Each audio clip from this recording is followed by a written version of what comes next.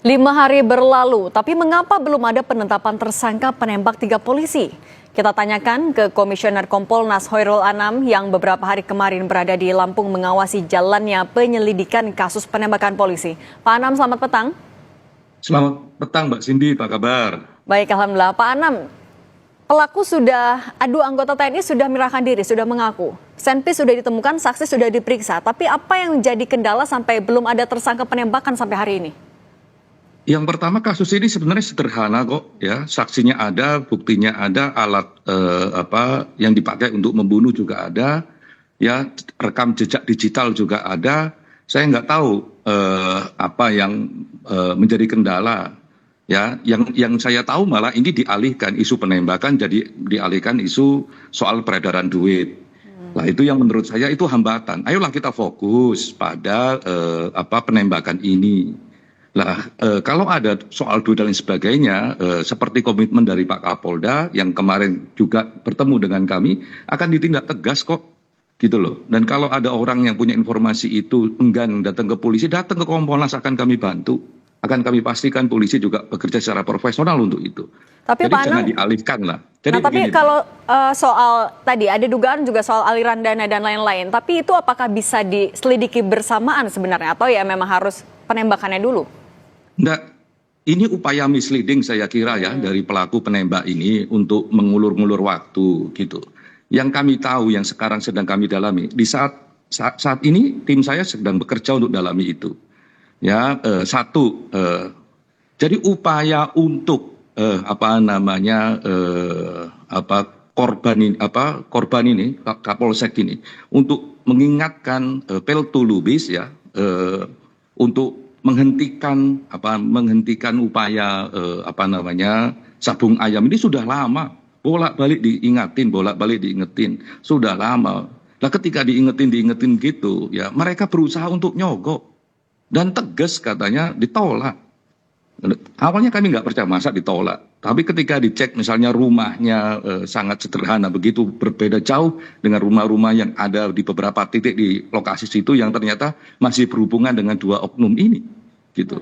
Nah, itu yang membuat kami miris gitu. Janganlah digiring-giring, ini ada 3 orang petugas negara meninggal ya.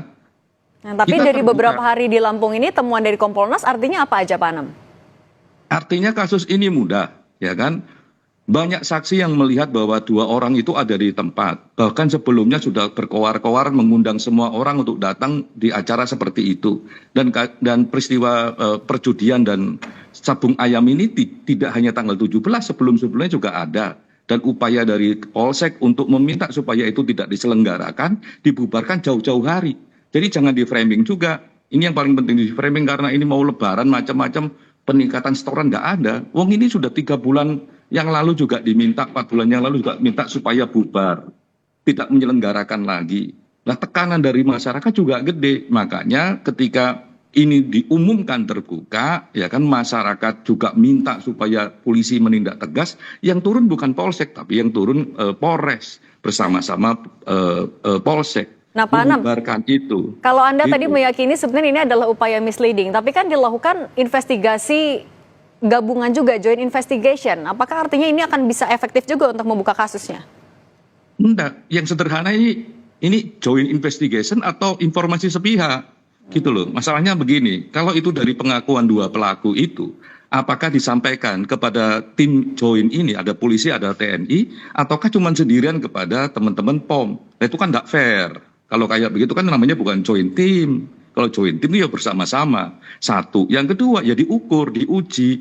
Kalau misalnya ngaku ngasih ini dan sebagainya, mana buktinya? Mana ada transaksi enggak? Ada macam-macam enggak? Nah, kalau enggak, misalnya begini juga. Mereka berupaya untuk nyuap misalnya ya, menyuap polsek-polseknya enggak mau, ya itu penyuapan. Jadi bisa tidak hanya kena penembakan, tapi juga bisa kena penyuapan. Nah, fakta yang ditemukan oleh Kompolnas apa saja beberapa hari kemarin? Yang jelas ya, banyak orang yang bisa melihat secara langsung siapa pelakunya dan membawa senjatanya apa, karakternya apa.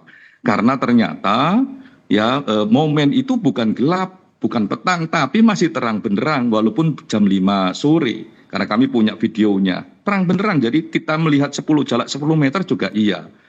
Nah, itu. Yang kedua, penembak ini memang mentarget Pak Polsek, mentarget petugas-petugas kepolisian yang lain. Karena memang dia berbeda, mereka petugas ini berbeda dengan peserta perjudian dan sabung ayam. Makanya mereka ditembak dengan jarak yang cukup dekat.